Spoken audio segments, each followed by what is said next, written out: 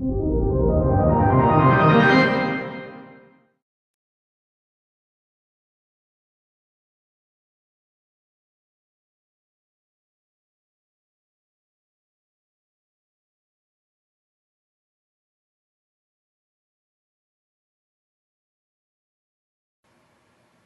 spend a little bit of time looking at just hi-hats and their relationship with BFD2 from an electronic drummer standpoint.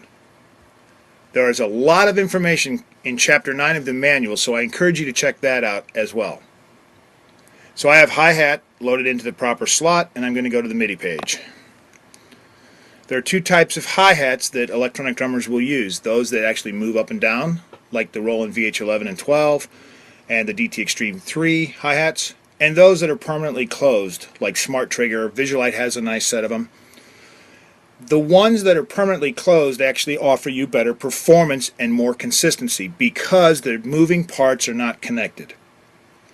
For instance, if you have a minute, go to YouTube and just type in drummer and watch young drummers or even some seasoned people sit down and play. The first thing that happens, they almost always instinctively grab the hi-hat clutch and make an adjustment.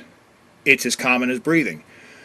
If you do that with an electronic drum set, you've just moved the entire bass line for all MIDI information. So even if you have it dialed in spot on perfectly, drummer sits down and moves that hi-hat clutch, he's just screwed the whole thing up. So I encourage you to do one of two things. Either mark the stand with maybe a Sharpie marker, some way to identify exactly where that hi-hat cymbal should be set, or even employ lightweight memory locks to guarantee that it sits in one spot. If you're a studio owner and you want consistent performance without thinking about it, just sit down and play, then your best bet is to use closed hi-hats with a controller pedal, and that goes for any kind of VST drumming or any kind of regular drumming as well. So, let's talk about hi-hats. We're going to come in here, and on this section we have the keys. So stepping on the hi-hat has indicated that the note is a G-sharp 3. So I'm going to grab my hi-hat, drag the photo down to the G-sharp 3, and select pedal. Cool. Simple enough. Now that's the tip section of the hi-hat. I'm going to bring this down, and in this time I'm going to select variable tip. Now I'm going to the shank section, and I'm going to select variable shank. Those are the only three you need. You need pedal, variable tip, and variable shank. BFD2 will do all the rest. This new button here, MIDI select, this is a really cool function.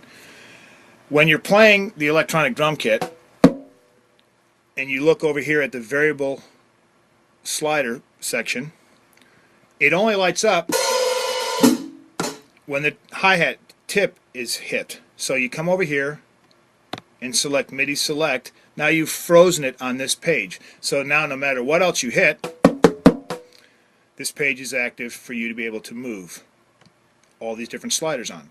So let's start by just creating the hi-hat. I like calling this approach bookending the hi-hat. First thing you're going to do, put your foot on the pedal and lift your heel up. That is the closed position. Now, not all pedals are going to deliver MIDI controller message 0 to 127. So for that, we're going to use these sliders. So the next thing you're going to do is take your heel, just gently set it down on the heel plate, and relax your foot. That should be the point where 1/4 inch opens up. And all you have to do is, starting with the heel up, put your foot down, and then start sliding this bottom slider until it's responding to your heel just moving up and down. Up, down. Now we go to the top. Put your heel on the foot pedal and lift your toes off the pedal board completely. That's your open section. Now gently just put your toes down on the foot pedal board. That should be where the 3/4 come into play. So toes on, toes up in the air.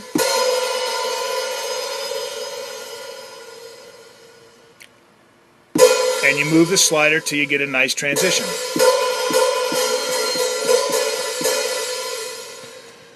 You've just bookended the entire hi-hat range. The only thing left to deal with is this area here with the half open. So you have two sliders to set to taste to take you from close to quarter on up. Makes it a very simple approach.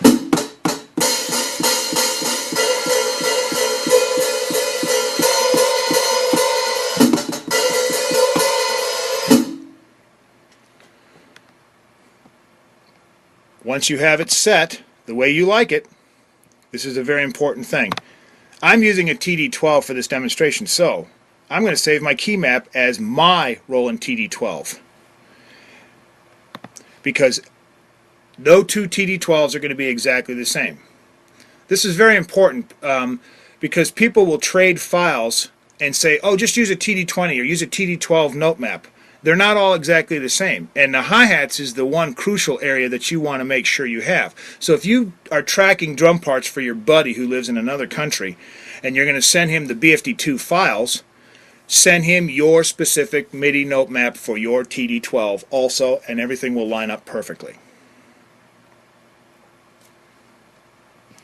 Now I want to just show you a little secret. This is a cool thing that I do that I want to pass on to everybody.